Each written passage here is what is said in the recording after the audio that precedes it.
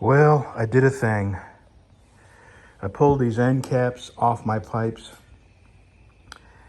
and I pulled, it's got this fiberglass batting all around it, and it had two 1 foot sections of batting, and I pulled the rear 1 foot section out on either side because my wife's bike is louder than mine, and I just can't have that. That's just not right. So that's it for in here today. I'm going to the knife shop and I'm going to sand on that machete. All right. I'm up to 220. That is 320 there. Tomorrow, I believe I can get this heat treated and in the tempering oven.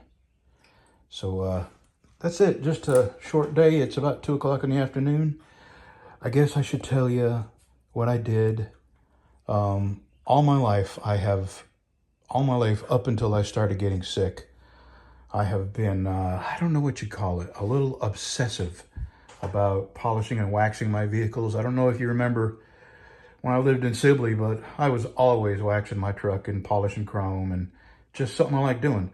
And when I had my 18-wheelers, when I owned my own trucks, I used to work my butt off on the road and then come home and start at the roof and work my way down to polishing my aluminum fuel tanks. I would wax and scrub and polish and clean. I used to love doing it. And I started getting sick and I started losing my drive and motivation and strength and stamina. And it was all I could do to get my butt up out of bed and walk down here and do things. And it might be the steroids, although, you know, they are bringing me down a little bit each week on steroids. I started at 60 milligrams, which, my God, that made me feel awful. And then I was on that for, God, a month, and now I'm on 30 milligrams a day. And I think they're going to get me completely off it and then start me on biologics. So it might be the steroids that are making me feel like I did years ago.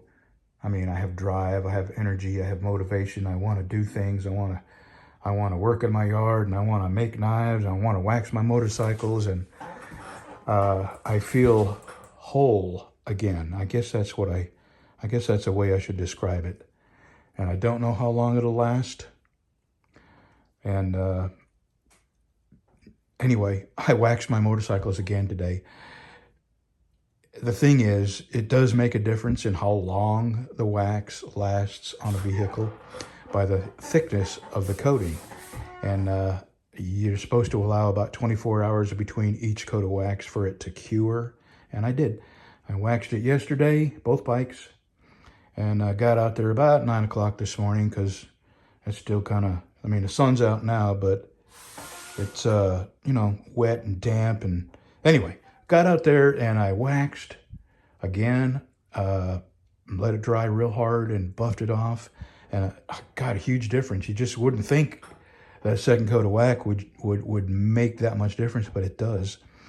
And then I decided to, since I was already on the floor and I was surrounded by my tools, I've been thinking about doing this because it is a very quiet motorcycle and I like to hear my pipes. There's nothing wrong with that. I mean, it's not annoy your neighbors kind of loud. It's just, I like to hear it when I'm going down the road. I like to hear it when I take off.